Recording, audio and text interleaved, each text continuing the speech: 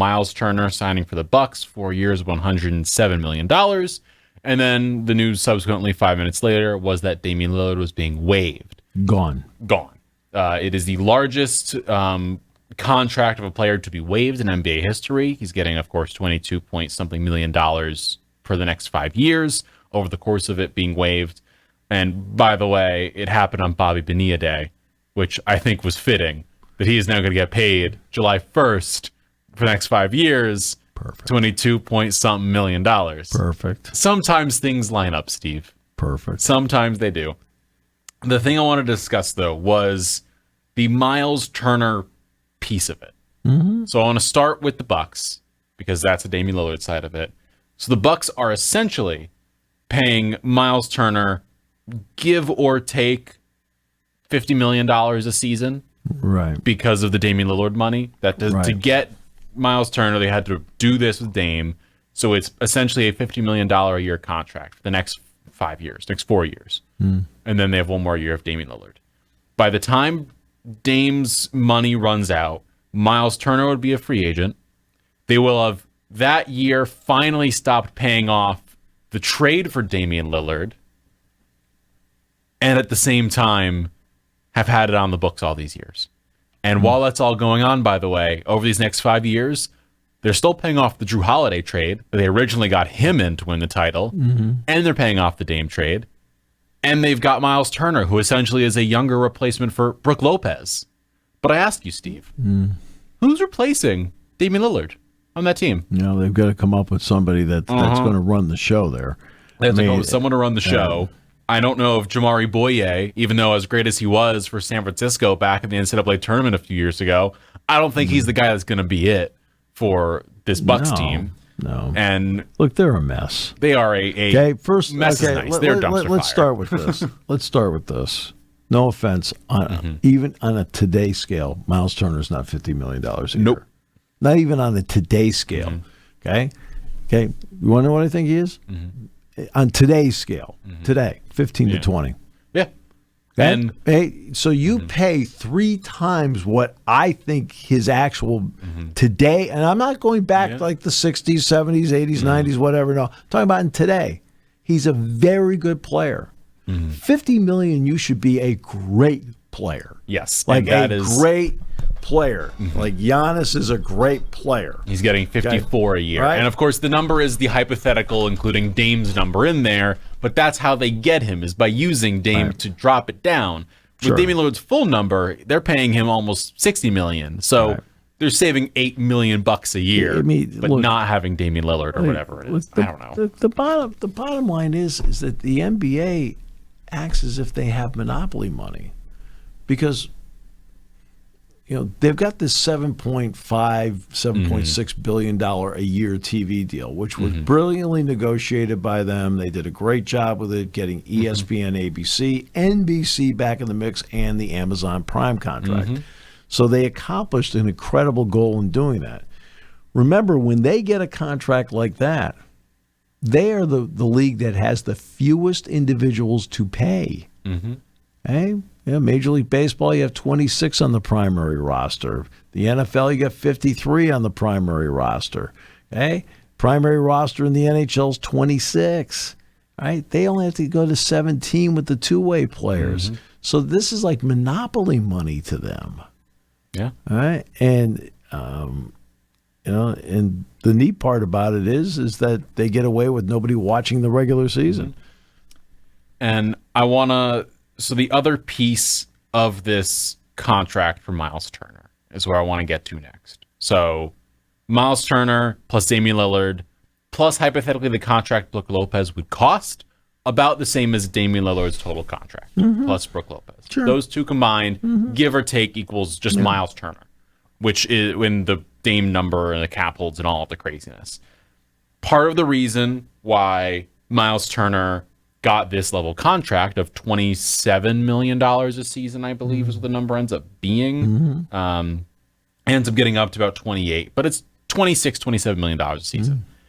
He was projected to get about 21, 22. The Bucks the Pacers apparently offered him 3 years, 65. It was around this 3 years 65 to 3 years 70 million, in that range. The problem is they thought they were going into a market where no one had cap space, because no one does, bar the Brooklyn Nets. They thought, no one's got cap space. No one's going to make space. What could possibly go wrong here? The problem with that is that you forgot the fact that teams can do things to make cap space, and they can do extreme things to make cap space. So they were trying to really hardball Myles Turner. But what they offered him is actually what his market rate should be. The problem then is... It should be. And then what happened was Naz Reid signed a 5-year, $125 million contract, $25 million a season, which, of course, then raises the floor for Myles Turner, because he's probably the same player, if not better, on the defensive end than Naz Reid. Sure. You think 25 to probably 30, somewhere in that ballpark would then be where he gets to. So all of a sudden you go from 22 to 27. It's an extra $25 million over life of contract. Sure. Yeah. That's a lot of money. So what do the Pacers do? They don't match it, or Myles Turner says, I'm out of here because you can't give me that number. He then leaves. Yeah. If you're the Pacers, you don't have the money to go and sign somebody new. It was either bring Turner back or get nobody. There's also not a lot of options out there. There's not a lot of options either. Okay. This is the thinnest free agent period I've seen in the NBA, maybe since they went to the July 1st. Yep. New Year line. Where they had the tampering period was about 5-6 days. It was a 5 or 6 day window. Right. Yeah. Since they went to that a few years ago, where we got one Woj bomb after another. In other words, the team called him. That was great. Woj was like, wow, how did Woj find out? I don't know. They called him. Yeah, they called him. Agents called him. Yeah. League called him. Get a text. Yeah. Miles, Laker, whatever, number, so on and so forth. And so it would be like, oh my goodness. There is no oh my goodness signing in all this. In fact, the biggest single move where you sat back and went, wow, was Lillard being cut. Yeah. There's nobody signed where you sat back and went, my goodness, that changed the balance of power. Because Durant was traded. The last free agent signing that, last season, the biggest average annual value person that moved teams, but outside of Paul George, because that was Paul George. We've discussed him enough. Please. Isaiah Hartenstein was the biggest at $29 million. Outside of that, you had Kentavious Caldwell-Pope in 2024 as well. You go to 2023, that year, Fred VanVleet moved teams. Yeah. That was the only one above 22. You then go back to 2022, and then you've got, Jalen Brunson. That is it. It's Jalen Brunson. It was the last big move. But even he was everyone thought the Knicks overpaid for him. So that was a whole other type of deal. Yeah. Free agency is not the same as it was because the CBA makes it so you are more incentivized to retain your players because you have the ability to give them more, and they want more money because who wouldn't want that much more money? The whole idea of the Luka trade to the Lakers is that he's losing out on $100 million something because he can't sign the supermax that he would with the Mavericks. So now you're sitting here, the only free agents left that have had an average annual contract of $5 million plus that are a center. You've got 39-year-old Al Horford and 29-year-old Mo Wagner. You can't sign either because you don't have the salary cap space to. You can get them on a $5 million mid-level type of deal. Sure. Are either of those guys moving the floor for you next year, Steve? Especially with no Tyrese Halliburton because he's out for the year with an Achilles tear. No, they got a problem. They have a problem. If I were them, I would try and pray I can get into the lottery and do what the Mavericks just did. Yeah. As the Mavs did, and as Nico Harrison has said, he fell ass backwards into Cooper Flagg. You better fall ass backwards into some sort of good lottery pick for a center next year. Right. Because I don't think Isaiah Jackson and Tony Bradley and the ghost of James Wiseman are doing anything for you. No. So that is where they're at. That's where the Pacers are at. That's where the Bucks are at. And we're just sitting here watching players get snapped up left and right.